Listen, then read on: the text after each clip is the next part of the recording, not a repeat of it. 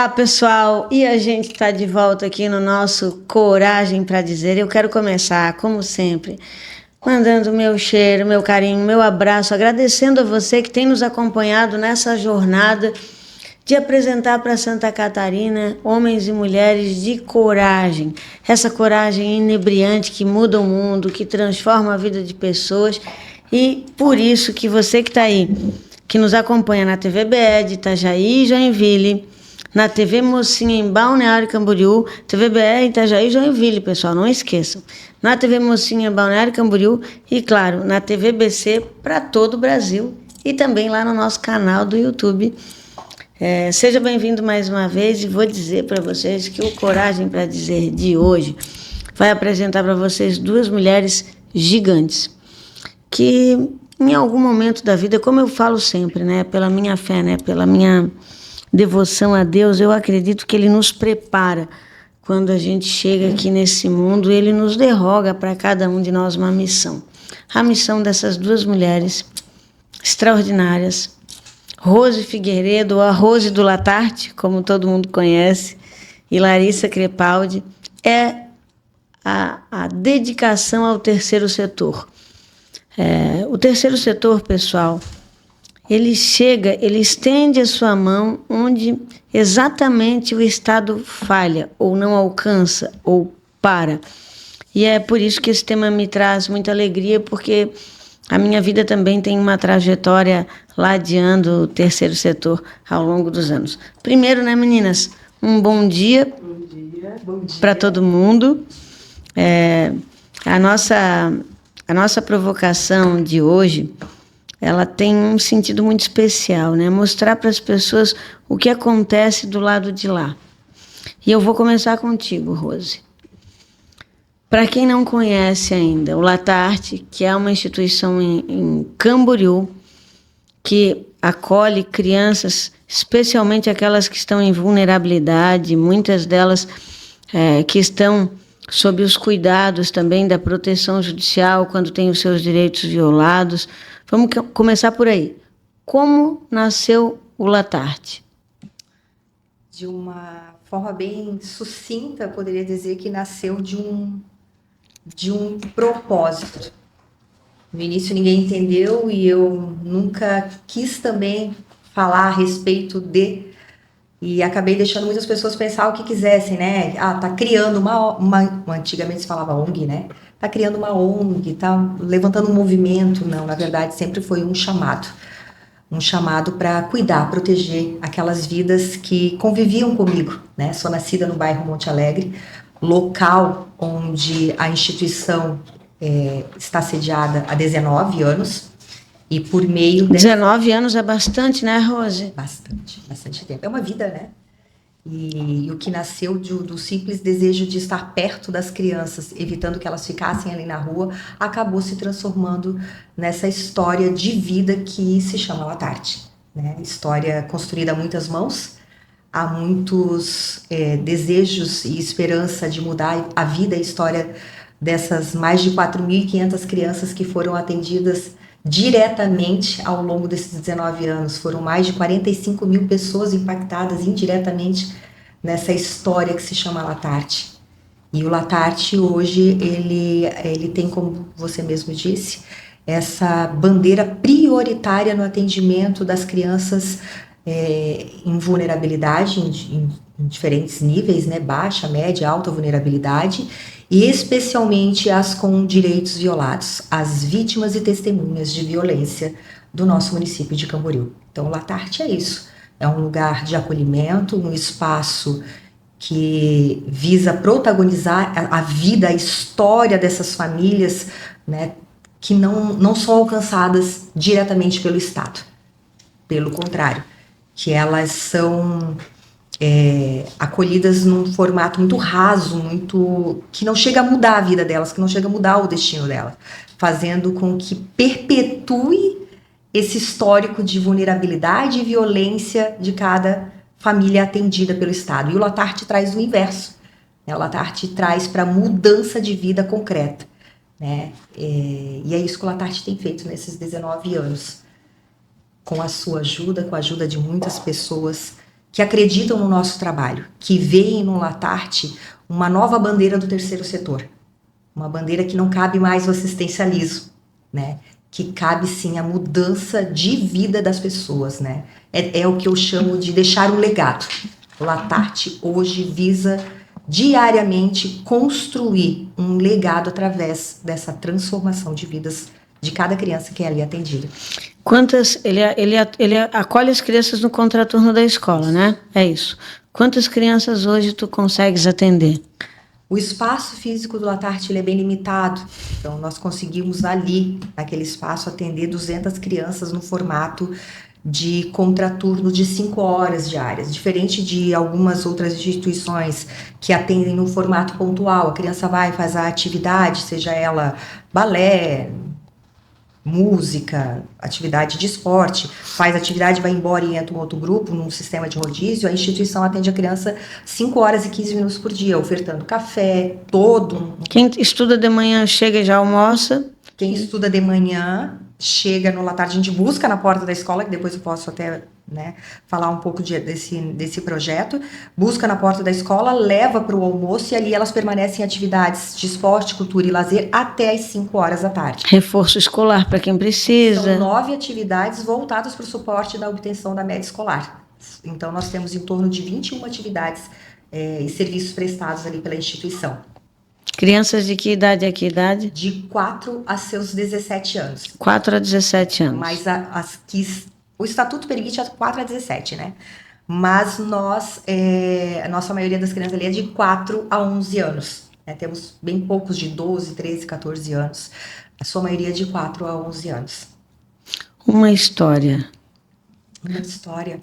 Tem tantas histórias emocionantes, mas o nosso case de sucesso, muita gente acha que são as apresentações culturais e artísticas que o Latarte é tão conhecido, né? Nas areias da praia de Balneário Camboriú, em inúmeras inaugurações e eventos no qual somos convidados a participar, mas o nosso grande case de sucesso se chama, e que inspira nós a não pararmos, né? Nos motiva a continuar, são alunos que passaram por ali, né? Com histórias muito tristes, destruídas, buscando uma superação de uma violência, de uma violação, de uma vulnerabilidade, e hoje são arquitetos, advogados, engenheiros, pedagogos, empresários. Isso nos motiva a trazer mais pessoas, a construir novas histórias, né? Demonstrando que o que é feito ali dessa forma tão comprometida com o auxílio de outras pessoas, né? Esse comprometimento muda a vida de alguém, e é isso que tem valido a pena. Então são inúmeras histórias, e todas elas essa, a de que vale a pena apostar, que vidas importam. E para ti, Larissa, como é que foi o terceiro setor? Como é que bateu o terceiro setor na tua porta? Eu estava na faculdade, fazia jornalismo, né? E aquele sonho de fazer rádio e TV, já estava ali me metida, né, com o pessoal da TV da faculdade, da rádio da faculdade. Aí eu tinha um professor de sociologia. E aí, as aulas dele eram muito bacanas, envolventes. Ele falou para mim, um dia numa conversa paralela, falou: Larissa, você sabe qual é o terceiro setor? Eu falei: eu não sei nem qual que é o primeiro. Você quer que eu saiba qual é o terceiro? Mas ele me envolveu naquela conversa. Eu acho que o chamado, né, eu também acredito nesse chamado de Deus, foi usado por ele. E aí ele me envolveu nessa conversa, a gente se aproximou, ele foi me dando livro para ler, e meu trabalho de conclusão de curso já foi sobre, você sabe o que é esse tal do terceiro setor? Foi uma revista jornalística. E aí, nesse meio também, eu já fundei uma instituição, errando e aprendendo, com o auxílio dele. Então, foi assim que eu comecei o terceiro setor. Vamos dizer, o culpado foi esse meu professor de sociologia. Vocês duas, essa pergunta é para as duas, tá, pessoal? Tem muita gente, cada uma na sua visão. A Rose, ela vive o chão de fábrica do terceiro setor, que tu já viveu. Sim. Muito tempo, né? Mas tem muita gente que acha que o terceiro setor, gente, que eu estou falando aí das AMAs, das APAES, que é o mais óbvio, né? Os clubes de serviço, como Rotary, Lions, as instituições de proteção à pessoa com deficiência. Tem algumas instituições mais com um nome mais forte, outras nem tanto. mas ele realmente é muito diverso. Muita gente ainda pensa que o terceiro setor é um lugar de voluntariado. As pessoas têm isso, os voluntários. O mundo inteiro já tem nos mostrado que não existe como manter o terceiro setor atuando e cuidando de quem precisa ser cuidado sem profissionalização, sem gestão, sem essa construção, né? Qual é o momento que vocês enxergam no terceiro setor hoje? No que vocês enxergam que ainda nós temos desafios a enfrentar? Larissa e Rose. Eu acredito que essa confusão veio por uma identificação civil, né, vamos dizer, jurídica, são associações civis sem fins lucrativos. As pessoas confundem essa palavra lucro com renda, que é diferente, né? A pessoa precisa ter um salário, a gente trabalha ali, tanto a Rose como o chão de fábrica, como você disse, eu também já fui. As pessoas são registradas, elas têm salário. Não há divisão de lucro como no capitalismo, no meio empresarial, de duas sócias, se fôssemos nós, né, Rose? Uhum. Então, isso gerou toda essa confusão. E aí, é uma luta, né? Porque o voluntariado também faz parte do terceiro setor, mas é uma pequena fatia de um todo. E, realmente, a gente não tem cursos de profissionalização, não existe uma faculdade que aborda isso. Como eu disse no começo, eu fui para o jornalismo, encontrei lá uma brecha, depois para o mestrado, fui fazer antropologia social. Não existe nem no campo acadêmico. Quantas pessoas já me perguntaram, Larissa, eu queria fazer uma faculdade nessa área? Não tem. Não existe. Existem alguns cursos que abordam projetos, abordam Rouanet, abordam a lei de incentivo ao esporte, mas existe eu acho que o erro já está lá no campo acadêmico, porque ninguém teve esse olhar de formar um curso, e aí sim a gente receberia no terceiro setor pessoas já com currículo profissionalizado, já começando pelos estagiários, né, Rose? Sim. E assim, Rose, para ti, como tu observa essa questão, né?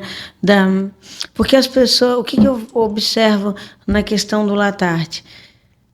Só não aplaude o trabalho do Latarte quem realmente não conhece. Então, eu quero aproveitar aqui para divulgar, pessoal. Gente, sabe que durante o programa vai aparecer aqui na nossa fala as imagens da instituição. Quero que vocês vão lá conhecer, porque não teve nenhum dia das poucas vezes que eu tive o privilégio de visitar o Latarte, que eu não saí de lá me sentindo um ser humano melhor pelo abraço às crianças, porque tem uma energia especial aquele lugar, né? Acontece isso comigo, eu fico arrepiada. Existe assim, é como se você pudesse sentir que existe um rol de anjos assim, com as mãos sobre aquela casa, porque as pessoas que trabalham lá são pessoas genuinamente boas. As crianças, elas têm um carinho contigo diferente, especial. As crianças, de forma geral, já são especiais, né? Elas já entregam um amor que a gente vai ficando mais duro com a vida e não se permite entregar. Mas ali é um lugar especial. De todo modo, eu te pergunto, por que as pessoas têm tanto reconhecimento com o Latarte, reconhecem esse trabalho, é uma instituição genuinamente séria, né? E a gente tem dificuldade, eventualmente, para fazer as doações chegarem. Como foi esse processo nesse período todo para ti? Então, como eu disse, a instituição ela nasceu desse propósito, desse chamado. Hoje eu reconheço assim que eu precisei por um tempo entender que eu precisava ser obediente àquele chamado, porque não era a intenção transformar aquele momento de estar com as crianças em uma OSC, né? Tanto é que a instituição só tornou pessoa jurídica em 2008 para 2009. E o projeto existe desde 2006. 2003, mais ou menos, eu comecei a me envolver com música. 2006 surgiu a atividade de musicalização fora do meu horário de trabalho, né? Que era aquelas bandas que se fazia com lata, né? Era mais Na época eu era regente do Coral Municipal de Camboriú. E como as crianças tinham muita dificuldade em aprender partitura, eu disse, eu preciso ensinar essa parte rítmica para eles de alguma forma. E eu procurei, na época, a secretária de educação, era Cida Borbagerola. Eu disse, olha, eu preciso montar uma fanfarra. Ela disse, Rose, não tem como tu montar fanfarra, porque já tem uma fanfarra no município. E outra, não tem custos para isso. Eu sempre fui assim, eu não sei ouvir não, né? Quando eu acredito que aquilo está certo.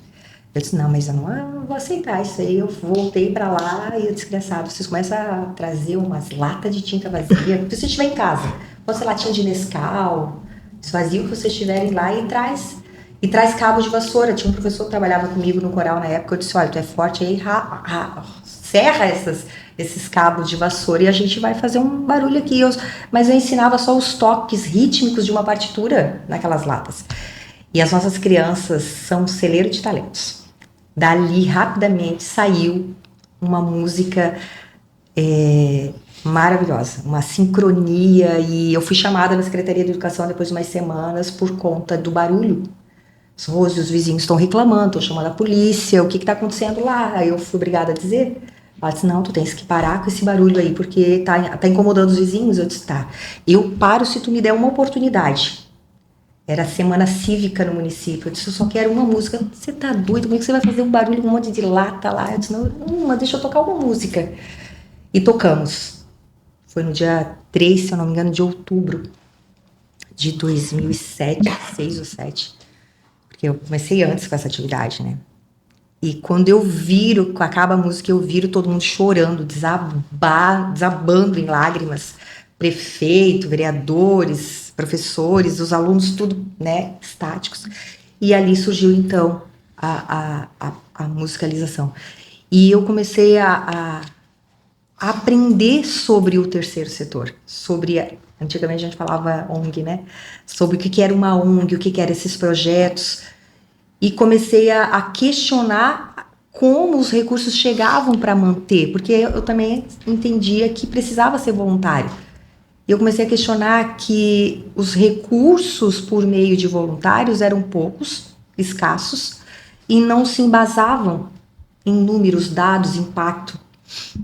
O marco regulatório veio ajudar muito a gente nesse sentido. O marco regulatório foi em 2014, 31 né? de julho de 2014.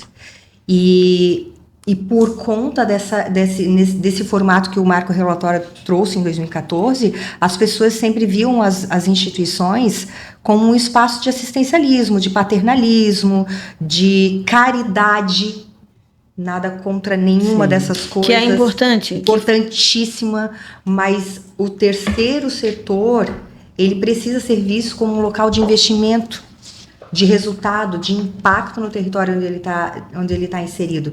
E por desconhecer que é possível que o terceiro setor te ofereça isso, né, para quem investe nele, as pessoas ainda têm receio, até pela história do próprio terceiro setor, de pessoas que fizeram grandes investimentos, e esse resultado não foi documentado, não foi possível documentar. E o marco regulatório, junto com instituições, que hoje é o caso do Latarte, viu, Paulinha?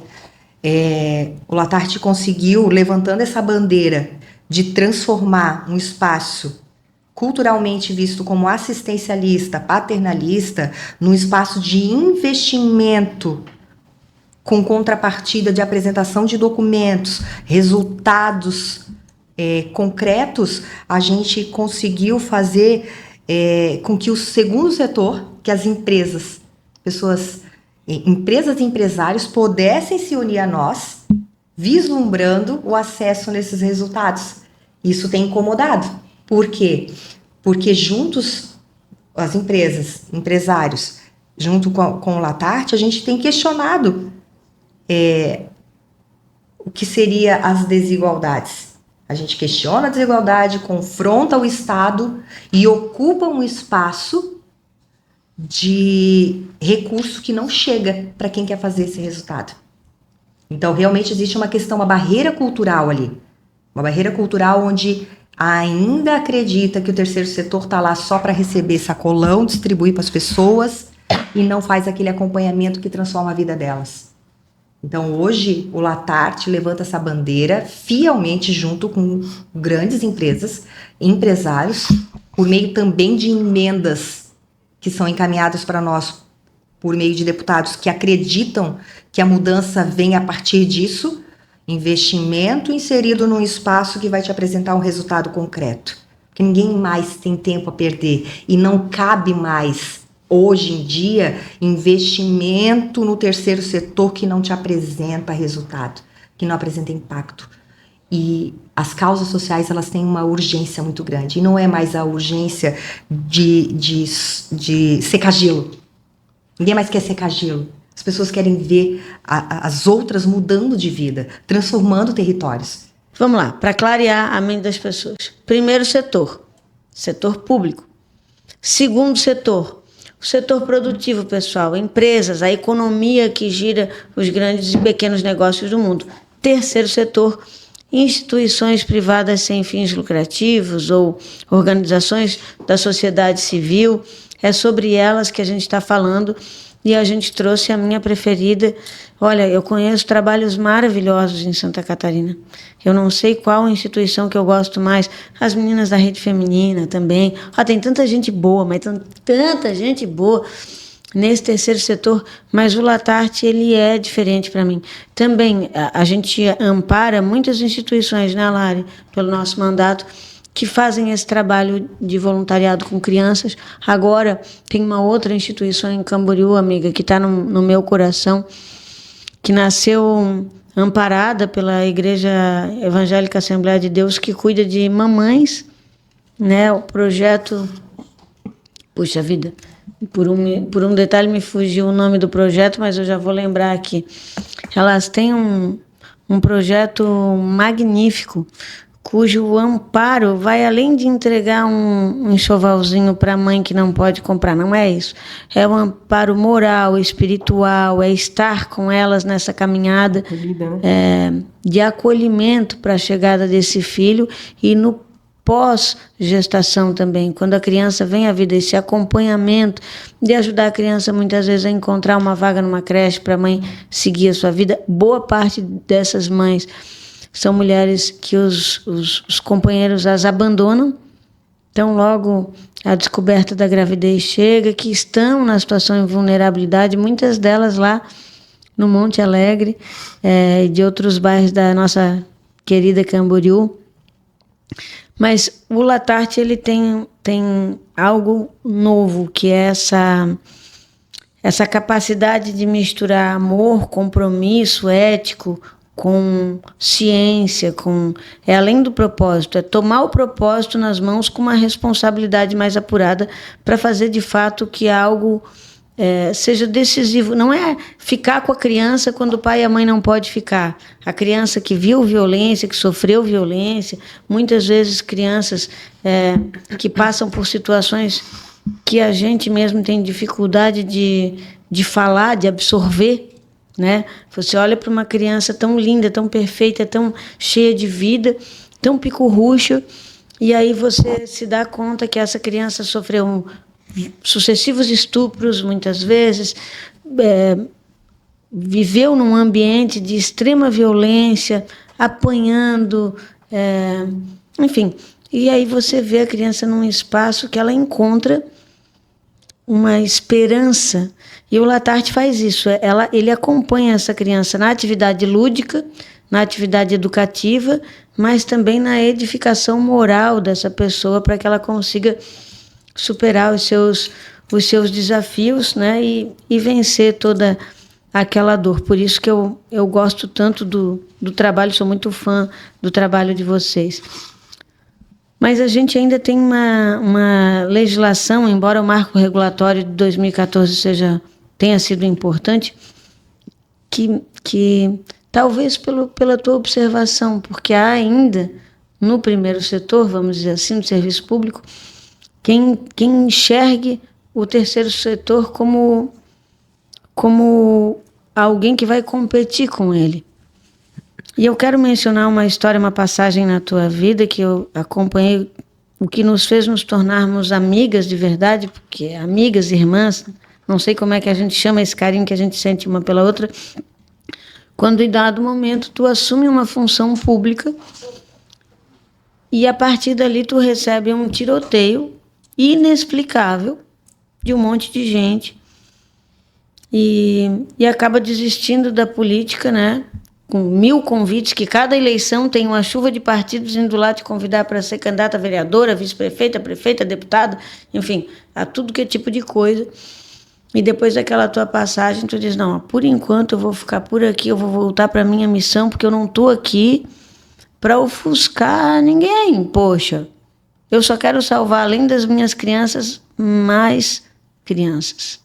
E aí a Rose volta para o Latarte. Mas tem uma coisa que me incomoda. E eu imagino que para ti essa dor deva ser maior do que para mim, porque a tua lida diária, tu atende 200 crianças. Mas tu sabes que muitas outras que estão do muro para fora do Latarte precisavam estar lá dentro. Como que tu convive com isso? Com a matrícula que tu não pode dar, com a criança que tu não consegue receber, porque as barreiras ainda são muitas. A minha base de sanidade mental, inteligência emocional, se chama fé. Eu não faço nada sem colocar nas mãos de Deus, porque foi aquela porta, eu tenho certeza, não teve nada a ver com a Rose. Por muito tempo eu digo que eu, por falta até de conhecimento e imaturidade, eu era muito jovem, eu achava que eu tinha construído algo, que eu tinha criado algo, que eu tinha tido uma ideia, depois eu entendi que não tinha nada a ver comigo. Deus simplesmente precisava de alguém guerreiro, corajoso. Aí achou uma mulher brava lá do Monte Alegre, que no começo não entendia nada, mas servia para o propósito do Senhor, que era defender aquilo que Ele criou. E aquela porta se abriu. E eu digo que ela é uma Betânia. Betânia foi um lugar onde Jesus buscou para ter descanso quando Ele precisava. E o Latarte, ele é uma Betânia para a vida daquelas crianças. Ele é um lugar de acolhimento, de amparo, de esperança. Muitas vezes é a última alternativa daquelas famílias, daquelas crianças. E lidar hoje sabendo que milhares não são... uma única vez eu fiz um levantamento. Eu disse, eu vou levantar quantas vagas eu consigo abrir esse ano. E fiz um levantamento rápido, passei em 2 ou 3 escolas e eu fiquei apavorada. Foram mais de 1.000 inscrições que eu sabia que eu não ia conseguir chamar nenhuma daquelas crianças, mas eu ativei uma esperança no coração delas. E o Latarte, diariamente, se tu chegar lá, o portão abre 7h45 da manhã, 7 horas a gente já tá lá para você começar a montar o café, mas das 7h45 da manhã às 20h30, que a gente atende as famílias agora à noite também, são pessoas implorando por vagas, porque elas conheceram falar de um lugar, elas ouviram falar de um lugar onde é possível mudar de vida, onde vai oportunizar uma mudança na vida delas. E isso me deixa cada vez mais esperançosa de que é possível mudar territórios a ponto de nós não estarmos mais lá. Se tiver mais pessoas interessadas em se unir a esse tipo de causa, ampliando o número de vagas, que é o que vai acontecer agora naquele terreno, que daqui a pouco, né, se for possível, a gente fala. Mas, assim, eu peço a Deus... Vai ampliar, né? Nós vamos botar aquela obra de pé, né, Rose? Em nome de Jesus. Eu peço a Deus que me dê sabedoria e estratégia para continuar construindo propostas que façam isso que a gente tem feito, mudar vidas, né? E trazer pessoas para perto, pessoas que têm essa mesma visão. Ô, Lari, como é que a gente consegue, no teu ponto de vista, evitar... claro, o terceiro setor teve casos de êxito, como é a Rose, e existem os nossos fracassos, né? Instituições... Aí, ó, essa questão mesmo dos aposentados que tanta gente falou, eram instituições privadas sem fins lucrativos que proporcionaram os tais empréstimos, desviaram recursos e tudo mais.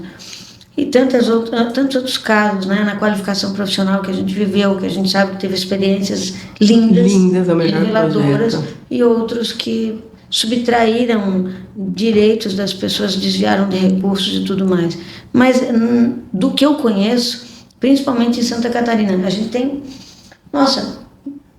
escandalosamente muito mais histórias de êxito, sucesso e de boa aplicação de recursos, e um fio de muito mais de... Eu enxergo até muito mais imperfeição, erros, né?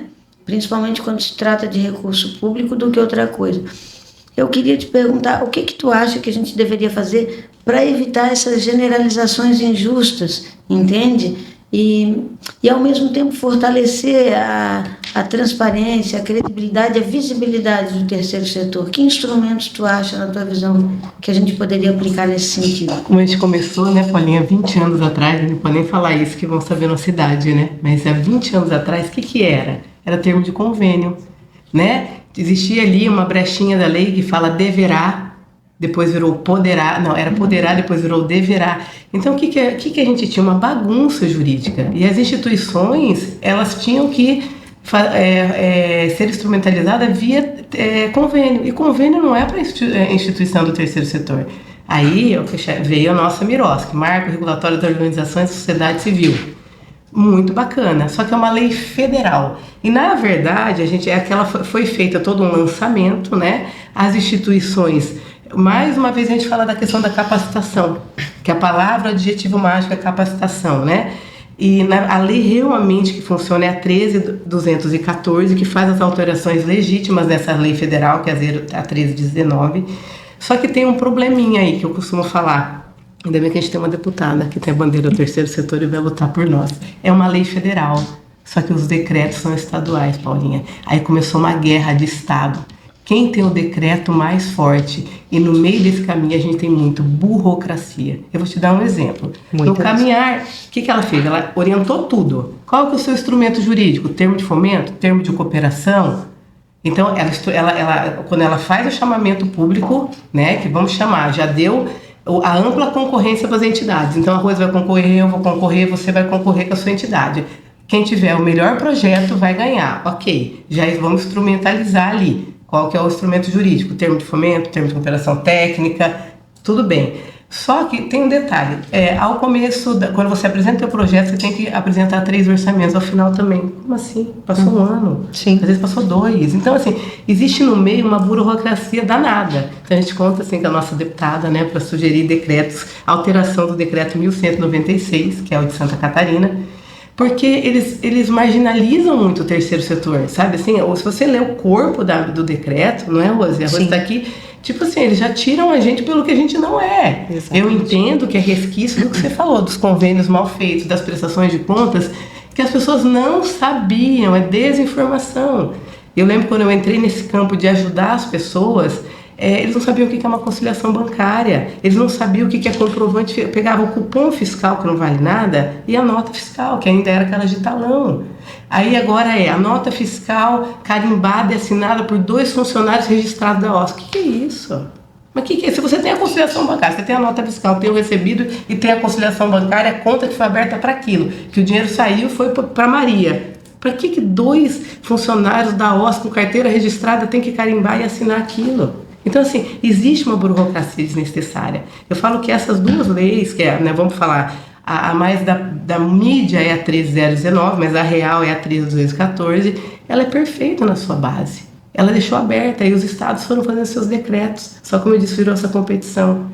Então, hoje a gente tem um instrumento jurídico que ensina, que regula, que orienta, que engrossa quando tem que engrossar, que é a tomada de contas, que afina quando tem que afinar. Só que a gente tem que flexibilizar esse decreto. A Rose está ali, sabe o que é uma prestação de contas, é um inferno. E desnecessário, porque a comprovação do pagamento já foi feita, você está com uma conciliação bancária na mão, com nota fiscal, origem e saída do recurso. Então, isso foi só detalhes de coisas que já são desnecessárias, né, Rose? Não sei se você concorda comigo. E o principal nessa prestação de contas, porque hoje instituições de terceiro setor confiáveis, que tenham credibilidade, ela precisa ter experiência, né, na questão de gestão estratégica, governança, transparência. Só que transparência não é só eu entregar uma nota, uma conciliação, que eles ficam tão preocupados com isso, mas e em loco, quem vai lá ver? Pegar o projeto, o plano de trabalho, que nem sempre, né, diga-se aqui de passagem, é avaliado por pessoas capacitadas para fazer essa avaliação, que não entendem o mínimo do que você escreveu. Eu até defendo que deveria ter uma fase nos editais de sustentação oral de quem escreveu, de quem propôs, quem enviou a proposta para ser avaliada e captar aquele recurso. Porque quem está ali lendo o que eu escrevi nem sabe do que eu estou falando. E eles avaliam, como aconteceu agora, num edital recente do Estado, onde não só o Latarte, mas outras instituições de credibilidade, outras instituições de grande impacto não foram aprovadas porque quem avaliou não soube interpretar o que estava escrito ali. Fazendo com quem que perde com isso? O Estado? O Latarte? Não, são as pessoas que precisavam daquela proposta. E aí, nisso que a Larissa fala, é muito justo, porque esses decretos que são feitos com base numa lei que ela é muito bem feita, mal interpretada, porque existe a subjetividade, né, da interpretação jurídica ali, acabam criando decretos que acabam com aquela lei base e que fazem com que a gente fique engessado numa burocracia, como diz a Larissa, né? E aí você fica podado. Por que a gente busca hoje, enquanto terceiro setor, mais iniciativa privada? Porque a iniciativa privada, por meio das suas assessorias jurídicas, elas estão mais preparadas para avaliar por meio de leis, elas se debruçam com mais compromisso a entender a proposta que você escreveu. No Estado, num sentido geral, as procuradorias, os grupos de análise, nem sempre são da área. Para começar, nem sempre são da área. Na maioria das vezes não são. É que, na verdade, a Larissa tocou num ponto muito importante. Não existe carreira do terceiro setor no país. Não. E aí, enquanto não existe essa carreira, não existe esse profissional. Exatamente. A gente junta um pouco de estudo, experiência, vocação e propósito para se virar no Brasil. Isso é uma questão que a gente precisa levar muito a sério, porque em Santa Catarina a gente fez uma estimativa esses tempos, agora a gente está na iminência de lançar aí, pessoal, esse ano nós vamos dar jeito, Clarissa, ou sim, nem que eu tenha que pegar o facão aí, andar cidade por cidade pegando, mas nós vamos lançar o Anuário do Terceiro Setor, Rose. É uma primeira publicação, a gente sabe que se você entrar no site federal, tu vai ter lá as instituições todas, o mapa das instituições, mas ele não é fidedigno. Sim. Porque muitas daquelas instituições já morreram, outras que nasceram não estão lá no mapa. Então, a gente está fazendo o diagnóstico e vai publicar esse anuário. O anuário, porque uma vez no ano a gente vai retificá-lo, né, corrigi-lo, com as instituições que a gente tem vivas hoje em Santa Catarina, mas que devem se aproximar aí às 40 mil. São cerca de 40 mil instituições privadas sem fins lucrativos que estima-se que Santa Catarina tem. Vá lá. Que não seja 40 mil como está no mapa, que seja 20, 30 mil. Mas nós temos, sim, um número muito significativo de instituições sérias. Certo? E a partir disso, eu acho que a gente tem que fazer um trabalho de conexão. Mas para as instituições que estão nos ouvindo, na grande maioria delas, elas estão muito distantes do empresário que efetivamente tem condição de ajudar, né? Se bem que para alguns projetos na área cultural, pela lei de incentivo fiscal, a gente pode, uma padaria pode abrir mão de um... Sim. Mas aí a instituição que tem que fazer um projeto até 1.200.000 e chancelar e buscar, Eu acredito que daqui para frente vai permanecer aquelas que realmente buscaram se capacitar, profissionalizar e entregar resultados documentais, algo comprovado por meio dos serviços prestados. Então, quem hoje tem interesse em permanecer nessa área do terceiro setor, que ela busque se profissionalizar, se capacitar, trabalhar com medidores quantitativos reais, porque o terceiro setor tem disso, de trabalhar muito com a emoção das pessoas. E as pessoas, de uma forma apelativa e oportunista. Porque quem busca uma OSC é aquela pessoa que tem o desejo de exercer a generosidade dela, a caridade dela, o tempo e a aptidão dela naquele lugar. Olha, eu sou professora aposentada, quero trabalhar aqui. Quero dedicar um pouco do meu tempo aqui. Vou trazer meus filhos, meu marido. Ou um empresário diz assim, olha, eu sou tão abençoado que eu quero abençoar vocês também. Só que chega lá, aquela instituição, ela não documenta nada, ela não tem uma metodologia própria ou com base administrativa sólida para que depois isso se transforme num indicador quantitativo, qualitativo ou qualiquante, que possa dizer assim, ó, tá aqui, ó. Meio que a gente sai daquela fase de reunir um grupo de crianças, idosos, e fazer os outros chorar, dizer assim, agora que eu te fiz chorar, tu pode me ajudar? Não cabe mais isso. O próprio empresário, ele não tem tempo a perder. Ele quer exercer a generosidade dele, ele quer ter uma parte social da empresa dele ativa, atuante, mudando aquele território onde ele está inserido, mas ele não quer fazer o dever de casa do Estado. E pelo tempo que ele não tem a perder e por não querer fazer o papel do outro, ele espera o quê? Que você apresente resultado. Como um bom empresário, ele não, tudo bem, eu te financio, mas eu quero resultado. Eu quero ver vida transformada. Mas assim, metendo meu pitaco agora, falando um pouco do mandato da Paulinha, né? O terceiro setor, ele é um mercado. Assim como tem o mercado do direito... É uma empresa. Não, eu digo assim, a da engenharia tem as novidades nas obras, no direito tem... No terceiro setor, ele também caminha. E a gente vem percebido aí de 2 a 3 anos que acontece o seguinte...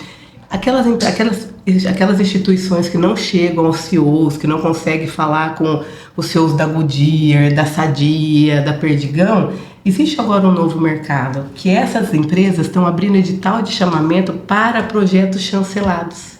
Então isso é muito legal, porque ele não quer ter na empresa dele um compliance de uma pessoa de projeto, um contador, uma professora, uma pessoa que entende. Ele não quer. Ou ele também não quer mais só entregar o recurso, porque a responsabilidade social é um dos itens dos 7 objetivos. Vamos lá lembrar, né, que a OMS, as organizações mundiais, elas têm requerido que as grandes empresas, o seu compliance, sim, todas as grandes empresas, elas têm que cumprir com um item que está lá escrito, assim, ó, tem a responsabilidade ambiental, que é importante, e a responsabilidade social. Se a instituição, se a empresa não cumprir com aquele item, pessoal, ela não está habilitada para vender para determinado grupo ou para determinado país. Financiamento, por exemplo, de bancos, ela não consegue. Mas aí entra o que a Rose disse, se a instituição também ela não está bem preparada, né, ela não vai conseguir avançar. Mas eu quero tocar num ponto específico. A Rose também adotou uma época, uma estratégia de adoção de alunos. Tu tem um custo anual de uma criança. Sim. Uma criança custa quanto para ti? Num ano? Nós mensuramos ali no ano, teria que pegar a calculadora, mas no mês ela custa de R$ 1.300 a R$ 1.500 por criança, naquele formato do Latarte, né? Sim. Que é de 25 horas semanais por criança. Tá. Supondo que tu tenha lá o custo de R$ 1.500 por criança por mês. Então, uma proposta é essa, ó, adote uma criança. Porque, bom, eu sou uma pessoa física. Eu nem quero me meter com o meu imposto de renda, nem é isso, mas eu estou disposta. Então eu adoto uma criança por R$ 1.500. Ou eu sou uma empresa, eu quero adotar 5 crianças, então a Rose vai ter mais 5 crianças. Isso ainda funciona? Vamos lá. Lembrando que o empresário, por mais que ele saiba que ele precisa se adequar às normas, né, que o mercado mundial aí pede, solicita, exige dele, ele não vai nunca, jamais correr o risco de colocar a marca dele, a imagem da empresa dele, ao lado de uma instituição que não comprove aquilo que ela está executando, aquele serviço que ela está prestando, porque é a marca de uma empresa sólida. Então, falando pelo Latarte, primeiro que eu sei que foi Deus que levantou cada uma daquelas pessoas que hoje fazem parte do Latarte. E eu sei disso porque elas chegaram até nós no pior momento da história do Latarte, que eu chamo isso de que foi um alinhamento de Deus. Foi preciso aquele momento onde a casa ficou aproximadamente 40 dias fechada. Muito choro, muita dor, e o nosso chão, ficamos sem chão nenhum. Todas as pessoas que poderiam nos ajudar naquela época, naquele momento, não podiam, todas as portas se fecharam. E foi naquele momento que eu entendi que não era para que ninguém viesse nos salvar, que tinha que ser a mão de Deus. E aos poucos Deus foi levando cada um daqueles empresários até nós. Eu resgatei o projeto Apadrim, que ele era uma proposta de 2011. Em 2023, quando a porta fechou, eu digo, eu vou trazer o Apadrim. Em 2011, a gente lançou outdoors em toda a região. Fizemos uma campanha publicitária gigante. Nenhum único padrinho foi conseguido em 2011. Nenhum, eu não tive um. Mas ele foi uma semente plantada. Em 2023, eu resgatei ele. No resgate dele, as pessoas começaram a aparecer. Só que os empresários que foram lá, ou que solicitaram que a área social deles nos visitasse, pedindo toda a nossa documentação, estatuto, ata, prestação de contas, eles avaliaram a capacidade de gestão da instituição. Essa foi a avaliação das empresas que hoje fazem parte do apadrinhamento. Eles avaliaram a capacidade de gestão do Latarte, de prestação de contas, de transparência, de impacto no território. E justamente nessa avaliação, eles observaram que a instituição busca, com muita dificuldade, captar recursos por meio de editais públicos e se autossustentar de diferentes formas. E numa dessas ferramentas que nós utilizamos de autossustentabilidade do projeto, o empresário foi conquistado pelo esse formato de gestão do Latarte, que sabe que mensurando, né, documentalmente que uma criança custaria R$ 1.500, para o apadrinhamento por conta desse método do Latarte, ele só custa para o empresário R$ 383,25. Como isso, Rose? Porque ao longo dos anos, de cada ano do Latarte, a gente monta um planejamento estratégico de gestão e a gente busca parceiros que façam que esse valor de R$ 1.500 reduza a R$ 383,25. Porque um doa o alimento, o outro doa assim? Eu tenho um empresário, por exemplo... Reduz a redução do custo. Exatamente. Todo ano a gente faz o levantamento desse valor de 1.500, porque tem as alterações de alimento, de água, de luz. Professor, insumo. Isso. E aí a gente cria aquela base de custo e em cima disso a gente começa a buscar parceiros. Eu tenho um empresário que ele paga a água, a luz e o nosso IPTU todo ano.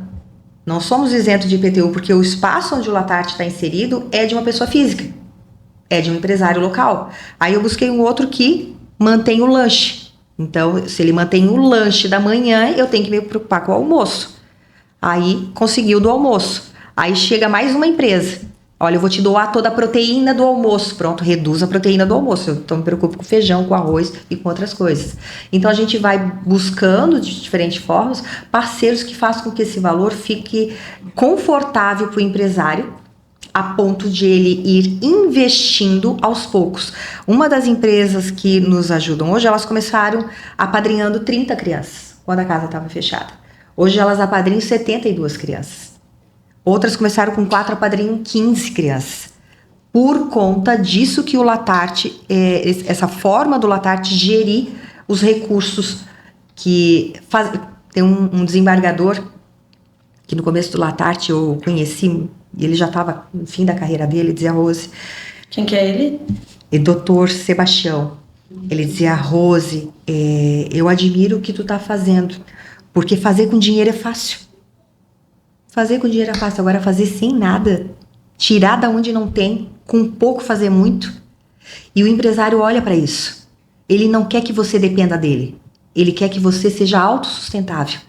Ele tá, inclusive, ele tá financiando um tempo que você tem que aproveitar para se capacitar mais. Para que a hora que ele queira investir num outro lugar, ou chegar para você e dizer assim: agora eu vou investir num outro formato, que você já esteja preparado para caminhar sozinho. E o terceiro setor tem disso. Ele se inova. Sim. Né, Larissa? Eu quero dizer para vocês duas, gente, e deixar aqui mais... Eu gosto de falar das coisas que a gente tem projetos à frente, a fazer, porque a gente assume compromisso, compartilha compromisso, né? Mas uma das metas, a gente tem 2 sonhos assim, Rose, que foi como a tua construção, né? Lá em 2011 tu não deu conta do apadrinho, não apareceu, mas foi a partir dele que em 2023 Deus abriu as tuas portas. Uma coisa que me incomoda muito é que a gente teria a indústria catarinense e o setor de comércio e serviços, as empresas que tributam por lucro real, vamos lá, no aproveitamento das leis federais que nós temos disponível nós teríamos condições de, seguramente, passa de 1 bi, o que nós poderíamos reter de recursos. 300 milhões era 2018 só a indústria. Passa de 1 bi hoje o que a gente poderia reter, e não é dinheiro tirado do bolso para ação social da empresa, não. É um percentual do que ele deve recolher de tributos para a União, que poderia ficar aqui. Tem uma série de questões legais que a gente não vai tocar no ponto hoje, que não facilita a vida do empresário também, mas a grosso modo é isso. Esse ano nós queremos muito, e tu sabe que tu vai ser uma das curadoras desse evento, isso já está na minha mente. Nós vamos fazer um primeiro roadshow, um grande evento. Nós vamos selecionar as melhores instituições do Estado. E isso foi uma das poucas coisas que eu pedi ao governador, falando esses dias com a secretária de Estado, Adeliana, que é uma mulher também, e é bom conversar com mulheres que tiveram um tempo de ralação de joelho, vamos dizer, que elas são mais forjadas também para enfrentar desafios. Mas o nosso propósito é a gente começar a fazer um primeiro enlace, um primeiro ambiente de encontro. E o que é importante que seja dito, senhor, nós temos que, para esse primeiro encontro, selecionar com muito critério as instituições que vão estar à mesa para receber esses empresários. Eu nem penso em fazer uma coisa muito grande, mas eu penso fazer algo tão eficiente que cada empresário que entrar para dentro desse hall nunca mais se afaste dele.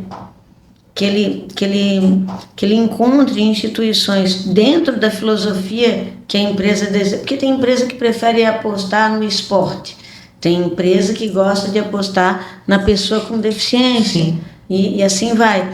Mas que ele escolha a sua instituição mediante as entregas que essa instituição é capaz de fazer e os compromissos efetivos com a transparência e tudo mais, para que não haja essa frustração, entende? Se a gente conseguir fazer esse primeiro passo bem feito, no segundo ano, no terceiro, no quarto, muitas outras instituições vão financiar projetos interessantes. Isso, eu tenho essa crença, né? Porque para mim ainda está muito longe a instituição, a caridade do setor produtivo econômico, entende? A gente ainda está muito dependente exclusivamente de Deus. Sim. E dos milagres que Ele permite que a gente viva. E a gente está num tempo de muita intolerância, né, Rose? Sim. Muita gente muito puxando para um lado, muito puxando para o outro. Mas eu quero muito perguntar para vocês duas coisas, né? Aqui já chegando mais no encerramento do nosso programa, porque o Wellington já está brigando comigo de novo. Larissa, tu faria diferente? A menina Larissa, lá dos 20 anos de idade, que recebeu do professor a dica de investigar o terceiro setor, hoje, pelo que tu conhece, pelo que tu já viveu, tu teria seguido em outro caminho? Eu estou apresentando para vocês, gente, a Larissa, ela foi capaz de captar mais de 400 milhões de reais em projetos sociais ao longo da sua jornada. Organizadora por mais de 10 anos do Festival de Corumbá, do Festival de Bonito e tantos outros eventos que ela nos proporcionou aí na área da cultura, da arte, da assistência e amparo social, enfim. Tu mudaria? Não, eu acho que virou uma história, né? Quando as pessoas falam, meu sobrenome já é Larissa, qual? Aquela do terceiro setor, aquela mulher do terceiro setor. E o terceiro setor me abriu portas, tanto docente, como com pessoas, como essa oportunidade, como outra também. Tudo foi pelo terceiro setor. E qual é a tua meta para 2026? O anuário. Não. É sonho, o anuário do terceiro setor de Santa Catarina. Né? E assim, capacitar mais entidades, né, Paulinha? Porque não tem como não falar do teu mandato. A gente tem 40 deputados estaduais, não sei quantos federais, mas é o único mandato, né, que tem ali uma porta de acolhida, né, desde a fundação de uma entidade. A Rose sabe, nascer errado é terrível. Então, assim, né, aquele movimento ali daquela mãe, daquele pai, da tragédia de Blumenau que chega pelo teu gabinete, né, querendo fundar uma entidade com o nome Vamos Salvar o Dia, que era a fala do menino. Você tem que conhecer essa gente, tá? É maravilhosa, tá? Eu vou te dizer, então, assim, quando conhecer a Jennifer e o Paulo, tu vai dizer, quero, pensa isso muda o mundo, né? Então, assim, a gente faz um trabalho desde o começo, as entidades, como você, Paulinha fala que o gabinete dela é dos estrupiados, como que é? O seu gabinete fala que é dos estripuiados, dos ferrados, os que estão ali. Ou aquela entidade... Ou dos invisíveis. Ou dos invisíveis também. Palavra, ou aquela entidade que chega, que errou porque fez um convênio errado, porque não tinha pessoa capacitada. Vai a gente mergulhar na prestação de contas, corrigir, ajudar, arrumar, né? Tem a porta aberta do governo. Então, esse trabalho que a gente faz, que é de mamando a caducando, né? A gente não vê cor, raça, credo. Então isso é muito interessante, né? Ou então, e o nosso trabalho às vezes também é invisível, mas o acolhida, eu lembro de uma capacitação que a gente estava dando, né? Pela escola de líderes, veio uma mulher que ela andou 600 quilômetros. Ela falou, eu vim aqui só para te dar um abraço. Ela é da PAI de Canoinhas. Então assim, isso é o que você escuta todo dia. Sim. Então eu não mudaria essa história, sabe? Eu acho que a gente tem muita coisa para construir, muita coisa para fazer, decretos para alterar, a legislação a se fortalecer, explicar o que é a ferramenta da renúncia fiscal, né? Que a gente tem, o Estado tem 2 leis de renúncia fiscal por ICMS. Então eu acho que a gente tem muito trabalho para fazer e eu continuo aí nessa caminhada com essa bandeira. Quero só dizer para vocês que eu me lembrei do nome do projeto que eu estou apaixonada da Gia, é Acolhimento. Acolhimento. Chama Acolhimento. Fazer uma visita. Acolhimento, fiquei pensando, acolhimento. Fazer a visita. Muito vai gostar. Mas fofas, elas estão começando do zero, elas não têm nada ainda, elas estão agora, porque elas trabalham na igreja mesmo, no salão da igreja, quando não tem culto, entende? Elas precisam, agora eu dei uma emenda para elas, vou dar esse ano R$100 mil para elas alugar, fazer a primeira locação de um imóvel para ter um lugar efetivo para seguir com todas as ações. Rose, e quais são, qual é o teu propósito, o que tu espera de 2026? O que tu tem de convicção no teu coração que 2026, por meio das mãos do nosso Deus maravilhoso, teu padrinho, Jesus, teu padrinho, né? Tu tem o melhor de todos. O que tu queria que ele vai te entregar? Eu tenho o mesmo desejo que os empresários que hoje estão junto com a gente, todas as outras pessoas e inclusive deputados que encaminharam emendas como você, que nós compactuamos do mesmo desejo, da mesma esperança, que é alcançar mais vidas. Em 2023, quando a casa fechou, eu tive que aprender a ser obediente, estar debaixo de uma palavra, e a palavra foi levada a mim: volta pro barco e lança de novo a rede, que eu não te mandei voltar. Não te mandei parar. Sabe quando lá a parábola onde os pescadores já tinham tentado a noite toda e nada tinham conseguido pescar, e Jesus aparece: volta que eu estou no barco, volta e lança as redes.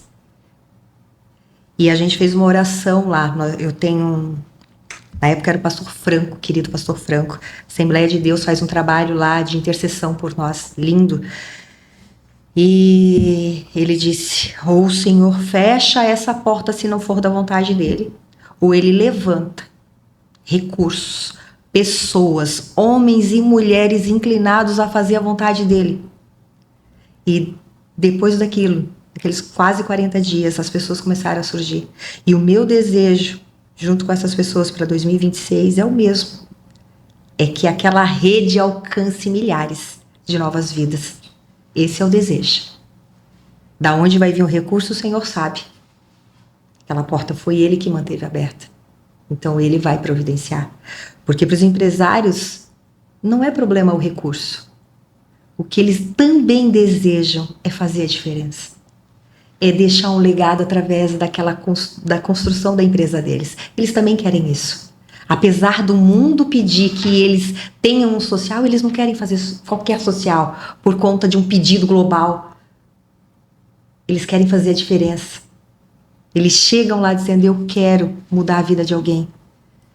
Eu tenho empresários ali que sozinhos eles poderiam fazer tudo pelo Latarte. Tudo. Bancar tudo. Mas eles não querem isso. Eles chegam para mim dizendo assim: a gente quer fazer uma grande corrente do bem. Nós queremos trazer outros empresários, trazer outras pessoas e nós juntos construir algo. Isso muda o mundo. Com certeza. Com certeza. E faz a gente entender o real sentido do para que nós nascemos. Para que Deus nos criou. E nós temos hoje esse privilégio, essa oportunidade de olhar para o verdadeiro sentido da vida e poder fazer a diferença. E eu digo que eu quero, quando o Senhor me recolher, que eu chegue diante dele, até me emociono, porque realmente é isso que eu desejo. Se, Senhor, eu fiz um pouquinho, pelo menos, do que tu queria que eu fizesse, eu quero realmente, sabe? Tá perto disso, tá próximo disso. É isso para 2026. Para nós encerrar, porque nós já estamos às 3 com... Sei lá, o tempo já passou, mas eu recebi um recado que eu sinto que é muito da espiritualidade também, né?